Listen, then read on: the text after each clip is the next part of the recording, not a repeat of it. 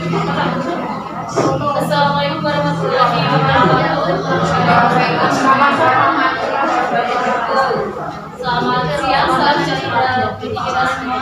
Mohon maaf ya Bapak Ibu, saya menyela waktunya Bapak Ibu mungkin bisa mengerjakan tugas yang lainnya maupun beristirahat. Nah di sini hanya ingin berbagi praktik baik ya saat saya pembelajaran di kelas dan dapat ilmu saat BIMTEK BPGTK 4 hari di Karanganyar. Bapak Ibu semua, kemarin saat di Karanganyar saya mendapatkan BIMTEK terkait dengan jurus guru BKBK. Namun di sini saya terbagi praktiknya hanya 2 jurus saja karena memang kemarin himbauannya dari BPGTK hanya diperbolehkan 2 jurus yang digunakan untuk berbagi praktik baik, sehingga ini bukan diseminasi ya Bapak Ibu. Nah Bapak Ibu mungkin mohon jawabannya. Menurut Bapak Ibu semua apa saja faktor dari penentu kesuksesan menurut Bapak Ibu? Internal eksternal. Yang eksternal mungkin lingkungan, yang internal motivasi diri, potensi. Adakah yang berpikir kalau juara 1 itu merupakan penentu kesuksesan Bapak Ibu? Atau mungkin nilai akademik yang bagus itu bakal sukses untuk peserta didik? Tidak. Oke, baik. Ini guys Bapak Ibu jawabannya. Berdasarkan penelitian Thomas J. Stanley PhD, 30 faktor penentu kesuksesan berdasarkan urutan pengaruhnya, ternyata lulusan dengan nilai terbaik itu ada di nomor paling terakhir, yaitu nomor 30. Sedangkan memiliki IQ yang tinggi dalam penentuan kesuksesan itu ada di nomor 21 yang berwarna kuning itu. Dan apa saja faktor penentu kesuksesan yang paling ada di urutan nomor 1 dan 5, yaitu terkait dengan karakter ternyata. 1, bersikap jujur kepada semua orang itu nomor 1, orang itu akan sukses. 2, mempunyai disiplin yang baik. 3, pintar bergaul. Karena Bapak Ibu mungkin sudah mengetahui kalau kita tidak punya banyak relasi, kemungkinan kita dalam mencari pekerjaan pun agak sulit untuk era saat ini. Setuju nggak Pak Mbak? Setuju nggak Mbak? Biasanya yang dipakai di perusahaan-perusahaan itu terkait dengan harus adanya koneksi. Yang keempat, mempunyai pasangan hidup yang mendukung. Dan yang kelima yaitu bekerja lebih keras daripada orang lain. Sehingga nilai tertinggi itu bukan nomor 1 ya Bapak Ibu untuk penentuan kesuksesan peserta didik. Nah di sini untuk jurus yang pertama yaitu kenali potensi. Kenali potensi ini terkait dengan kenali potensi si peserta didik. Karena apa Bapak Ibu? Karena setiap peserta didik itu mempunyai potensi masing-masing, punya kecerdasannya masing-masing. Tidak ada murid itu yang bodoh, goblok itu nggak ada. Karena murid satu dan yang lainnya itu punya potensi yang berbeda-beda, gaya belajarnya pun juga berbeda-beda. Nah dikenali potensi ini ada tujuan layanannya, yaitu murid dapat mengeksplorasi potensi, minat, dan bakat melalui teknik asesmen pendidikan. Di BPGTK kemarin terkait dengan kita memberikan layanan, tahap kegiatannya ternyata lebih simpel, yaitu menggunakan ARKA metodenya. ARKA itu hanya melakukan 4 aktivitas. 1 aktivitas, kedua refleksi, ketiga itu memberikan konsep, dan yang terakhir itu adalah aplikasi terhadap konsep yang kita berikan ke peserta didik. Karena kalau metode yang lainnya itu kan tahapannya banyak banget ya Bapak Ibu. Tapi ternyata setelah kita kemarin di BPGTK hanya diberikan metode ARKA saja untuk memberikan layanan ke peserta didik. Dan untuk aktivitas kenali potensi, anak itu mengerjakan web akupintar.id. Ternyata di isi web akupintar.id ini, anak-anak itu mampu mengetahui kecerdasan yang dia miliki dan gaya belajar yang dimiliki juga. tidak hanya peserta didik nggih, Bapak Ibu kalau ingin mengecek kecerdasannya apa juga bisa di web akupintar.id ini. Saya pernah mencoba untuk isi di web ini, ternyata kecerdasan saya adalah intrapersonal. Memang cocok terkait dengan kecerdasan saya karena saya mampu menganalisis diri sendiri. Dan kecerdasan majemuk itu ada 8 ya Bapak Ibu, tidak hanya satu saja. Dan di sini juga ada tes gaya belajar, tes penjurusan itu ada di sini. Web ini gratis. Kalau yang Riansek itu kan berbayar. Tapi kalau akupintar.id ini gratis. Jadi Bapak Ibu apabila ingin mengetahui minat bakat gaya belajar anak, Bapak Ibu tuh bisa meminta anak untuk mengerjakan akupintar ini. Webnya akupintar.id untuk mengetahui gaya belajarnya anak itu apa, kecerdasannya seperti apa, terus jurusan yang cocok itu apa.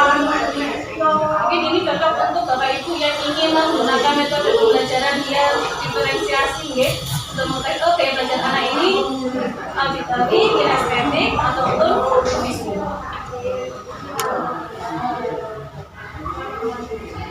Nah, untuk konsep intelijensi atau kecerdasan, mohon maaf ya Bapak Ibu, di sini saya bukan memintering ya, kita sharing-sharing mawon dan diskusi.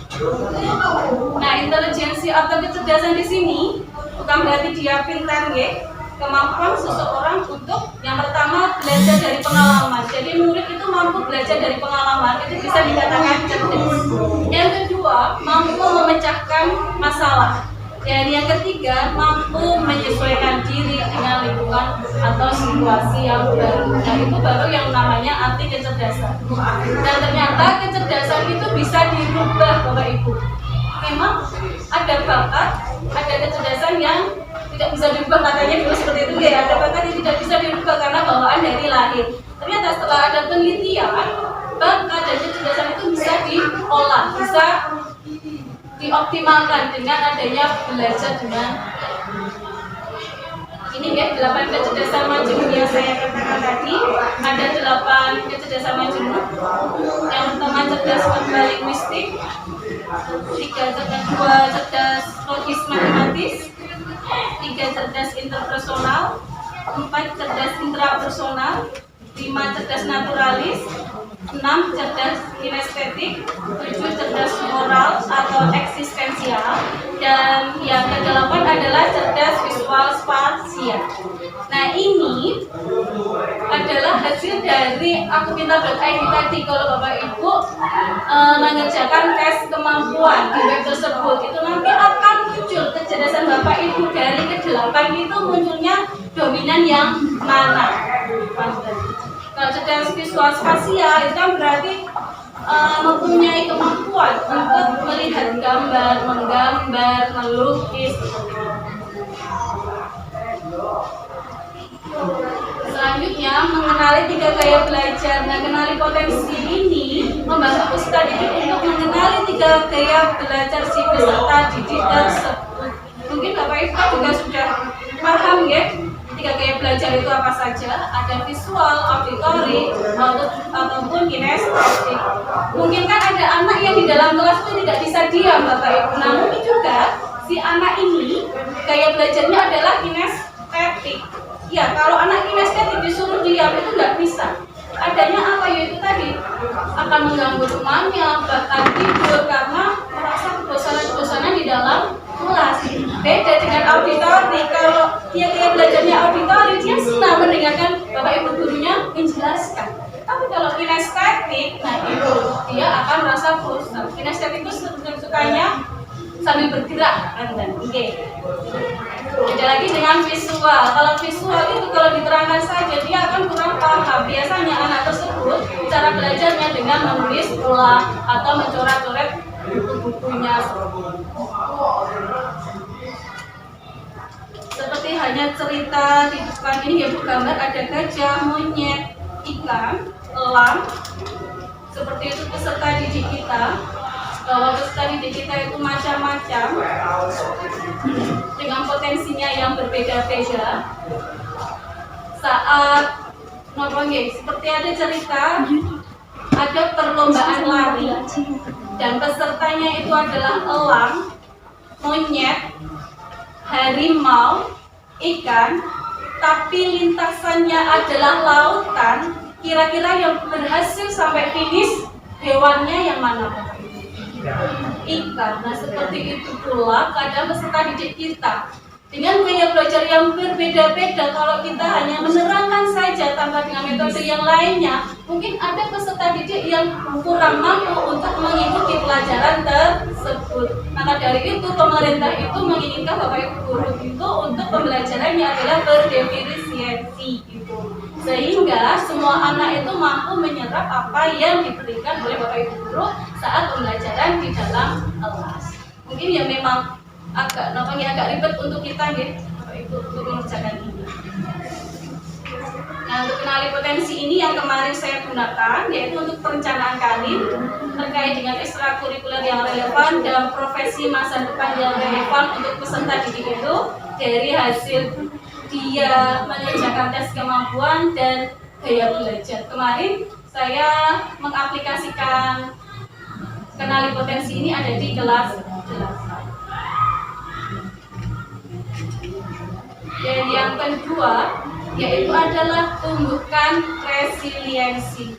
Mungkin Bapak Ibu kalau mengantuk saya ngomong di depan bisa sekalian untuk dibaca di depan ya, terlihat kan?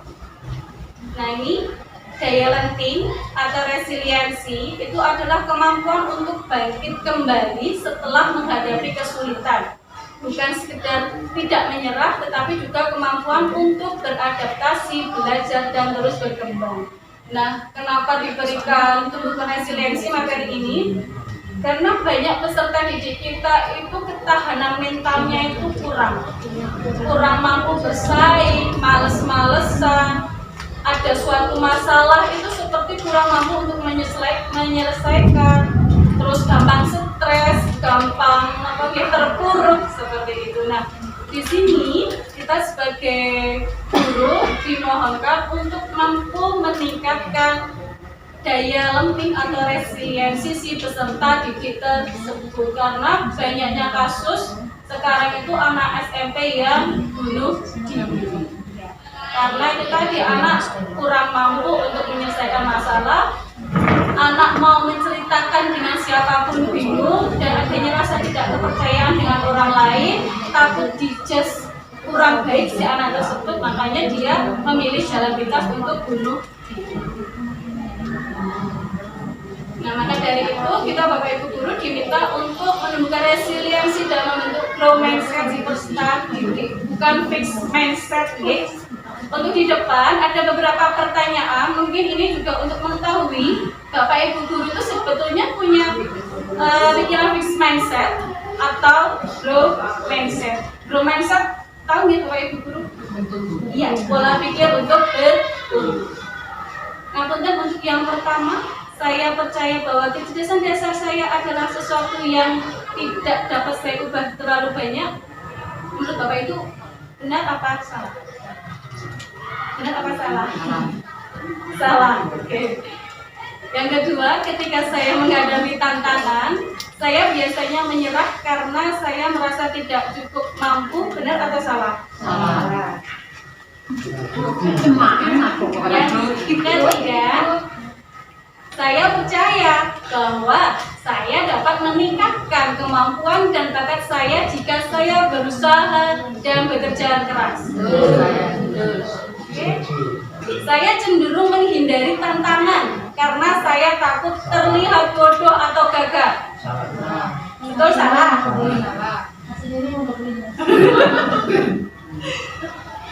Selanjutnya, saya melihat kegagalan sebagai kesempatan untuk belajar dan tumbuh, bukan sebagai bukti ketidakmampuan saya. Betul?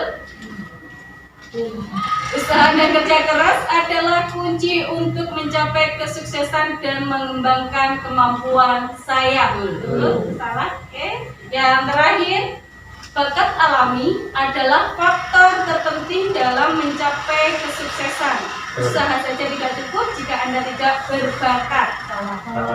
Salah apa betul? Betul. Olahraga betul. Kalau yang lainnya?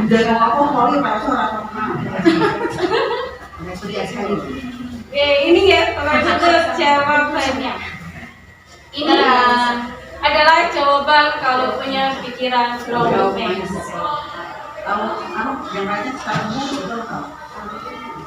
Secara umum salah.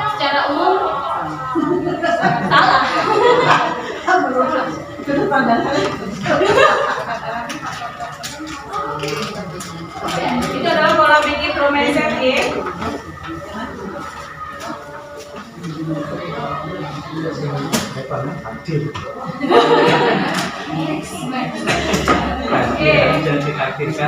Melihat fenomena sekarang terhadap kondisi murid yang lemah secara psikis dan mental, artinya murid yang mudah rapuh, mudah putus asa apabila terjadi masalah pada dirinya. Selain itu, kondisi siswa sekarang yang terbiasa dengan hal-hal instan dan kemudahan ternyata HP itu tidak sebagian besar tidak kurang bisa dimanfaatkan terhadap studinya ya. Itu ternyata ini juga menjadi salah satu faktor anak itu tidak punya pikiran growth mindset karena sudah bergantung dengan gadget. Bahkan mungkin bapak ibu itu memberikan tugas ke peserta didik itu mencarinya lewat HP dengan ChatGPT. Padahal bapak ibu mungkin ada yang belum pernah menggunakan ChatGPT.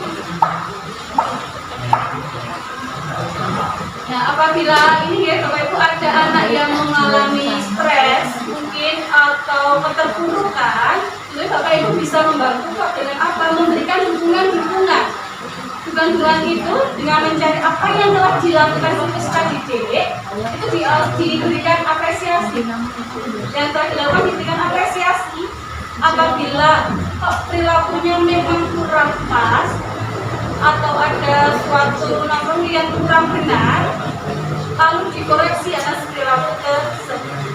Dan peserta didik setelah itu dibantu untuk merencanakan perilaku selanjutnya yang baik. Bukan kita yang memberikan pilihan ya, oh kamu harus gini, ternyata itu salah.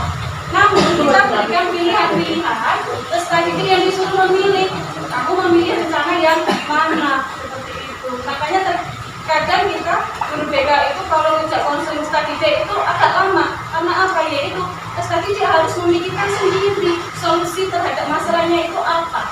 Sama kok mungkin pilihannya kurang benar, ya kita yang meluruskan, tapi kita tidak boleh yang menentukan. Jadi yang terakhir Bapak Ibu untuk kesimpulannya, setiap orang itu mempunyai kecerdasan jemuk dan gaya belajar yang berbeda-beda. Untuk mengoptimalkan potensi yang dimiliki, otomatis caranya juga akan berbeda-beda. Dan berusaha menemukan resiliensi dengan adanya dukungan kepada murid itu adalah tanggung jawab semua bapak ibu guru. Dengan memberikan dukungan, bukan malah ngedorkan si peserta didik tersebut dengan kalimat-kalimat yang mungkin menyakiti si anak. Mungkin anak itu di depan bersikap kita kata-katain dia wes biasa, tapi ternyata bapak ibu beberapa anak itu cerita ke saya itu sampai sakit hati, sampai nggak mau mengikuti pembelajaran di kelas dan sebagainya. Dan jangan lupa berikan apresiasi. Nggak mau. Tidak, Mbak, maaf. Dan jangan lupa Bapak Ibu terhadap tindakan anak itu diberikan dukungan walaupun hanya kecil perilaku baik anak diberikan apresiasi. Kalau ada kesalahan dikoreksi, koreksinya itu mungkin dengan kalimat-kalimat yang memberikan dukungan serta apresiasi kembali rencana anak yang ingin dilakukan. Karena terkadang anak itu kurang dapat motivasi dari keluarganya atau orang tuanya. Karena kan banyak orang tua di sini itu memikirkan nomor satu yaitu terkait dengan material si anak, bukan terkait dengan motivasi, kasih sayang, perhatian. Oke, dan Ibu Mawon untuk berbagi praktik baik saya. Mohon maaf, saya ngomongnya belepotan nih kok agak detik ternyata di depan. Sekian dari saya, terima kasih. Wassalamualaikum warahmatullahi wabarakatuh. Dua jurus BK, Iya, hebat dulu ya. Dua jurus BK hebat dan jurus yang pertama yaitu adalah kenali potensi, yang kedua tumbuhkan dan resiliensi. Sebetulnya nggak masih ada kelola emosi dan lain sebagainya. Tapi mungkin di lain waktu bisa saya bawakan di sini. Terima kasih. Boleh bertanya, Mbak? Gimana? Jangan Monggo, Bu. Boleh enggak? Kalau enggak jadi. Gimana? Tapi ya, Bu ya. Yang kedua tadi resiliensi atau daya bangkit. Disampaikan oleh Ibu tadi bahwa kita sebagai guru harus memampukan atau memberi motivasi kepada anak supaya bangkit kembali setelah menghadapi kesulitan. Selama ini saya mengalami kadang anak punya kesulitan tidak menyampaikan. Tahu-tahu cuma maaf boikot di depan saya. Nah ini bagaimana cara mengantisipasi atau menghadapinya karena kita tidak tahu kesulitannya. Terima kasih. Maksudnya boikot? Artinya mungkin kalau maaf Bu Yuni, saya nggak ikut pelajaran ini, saya mending buat. Bu, sebetulnya kalau seperti itu konseling itu kan tatap muka antara seorang guru dengan peserta didik. Nah dari situ kita gali penyebab permasalahan peserta didik itu apa. Karena memang terkadang saya pun tahu anak itu ada masalah setelah ada gejala-gejala yang keluar. Selama belum ada gejala-gejala yang keluar, saya pun juga belum tahu ternyata anak ini bermasalah seperti itu. Nah kalau ibu sudah ada boikot dari peserta didik itu sudah ada gejala yang keluar ibu. Nah berarti langkah yang kita lakukan salah satunya yaitu berkomunikasi dengan peserta didik tersebut, dicari tahu penyebabnya apa, karena yang kita uraikan adalah akar penyebab dari masalah tersebut, baru kita berikan dukungan, motivasi serta apresiasi. Karena kan biasanya terkadang gejala yang muncul itu pun juga salah satu masalah utamanya masih ada akarnya. Nah akarnya itu yang harus kita selesaikan. Kayak anak berangkat terlambat, itu kan masalahnya bukan anak berangkat terlambatnya, tapi di belakangnya kenapa anak ini bisa datang terlambat. Nah itu yang harus diselesaikan. Makanya kan terkadang kita memang butuh kerjasama dengan pihak orang tua. Paling sulit itu kalau si orang tua atau keluarganya kurang mampu diajak kerja sama. Nah itu yang memotivasi. Contoh kemarin Mbak. Contoh kemarin saya mengalami kasus karena mendengar laporan dari pihak luar. Anak celananya sobek. Karena saya nggak punya celana lain, dia pamit ke saudaranya untuk pindahin. Ternyata saya izinkan, oke, kalau memang sobeknya seperti itu memang perlu dijahit. Sementara di sekolah fasilitas jarum saya juga sudah tidak menemukan, tapi tidak tahu kalau ada. Terus akhirnya anak itu benar ke tempat saudaranya. Di lain pihak di tempat saudaranya itu ternyata diperbolehkan merokok. Ini laporan yang saya terima. Terus akhirnya anak itu kembali ke sekolah dan tidak ikut kegiatan pramuka. Di luar sana ternyata merokok. Jadi merokoknya tidak pas izin jahit celana, tapi setelah pelajaran pramuka. Nah ini contoh kesulitan apa atau bagaimana usaha saya selaku guru, karena kalau hari Jumat landapan pramuka, tiba-tiba anak-anak itu kode sakit. Kalau nggak sakit, yo ada alasan untuk izin.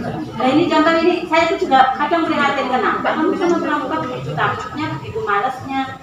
Nah ini sementara saya tidak bisa ngatasi karena banyak kelas 8B sendiri banyak. Ini kebetulan tidak kelas 8B yang kemarin. Ini contoh-contoh yang nyata di depan kita itu seperti itu. Nah, kita mau mencari akar kemana? Karena 8B itu kemarin juga izin ke saya, Bu, saya pusing, istirahat ya Bu, atau saya pulang Bu. Nah, ini terus gitu loh. Maaf, saya sampaikan terus terang. Ya nggak apa-apa. Kalau itu tadi sudah ditindaklanjuti ya Bu ya, terkait dengan permasalahan anak pramukaan tadi. Iya. Karena memang salah satu penyebab anak itu adalah rasa malas untuk mengikuti kegiatan sekolah. Karena melihat teman-temannya yang lainnya bukan di sekolah sini itu sudah pulang terus akhirnya ingin ikut-ikutan pulang seperti itu. Nah di sini kami pun dari guru BK kita selalu berusaha juga dan selalu menindaklanjuti terkait dengan laporan-laporan dari Bapak Ibu guru walaupun tidak bisa ditindaklanjuti waktu itu langsung, tetapi insya Allah di lain hari langsung kita tindak lanjuti. Salah satunya biasanya kita menggunakan kontrak perilaku ya. Namun kan sekarang kontrak perilaku atau yang sering Bapak Ibu guru ketahui namanya adalah surat pernyataan, itu kan kita tidak bisa sembarangan mengeluarkan karena sudah ada aturannya kemarin seperti itu. Sehingga ya tetap kita berikan konsekuensi si anak. Jadinya kita menggunakan teorinya behavior ya Bu untuk mengubah perilaku yang salah. Nah di situ anak dibuatkan surat apabila melakukan ini nanti konsekuensi yang diterima itu apa. Kalau di pramuka, kalau anak itu tidak mengikuti pramuka di hari itu, konsekuensi yang diterima adalah mengikuti pramuka di minggu selanjutnya seperti itu. Jadi sehingga anak itu apabila melakukan perilaku yang salah ada konsekuensi yang dibuka seperti itu. Ya, terima kasih kalau sudah disikapi tadi. Karena laporannya demikian. Ya, Enten ya Bapak Ibu sudah tidak ada pertanyaan lagi ya. Terima kasih atas waktunya. Saya tutup kembali. Wassalamualaikum warahmatullahi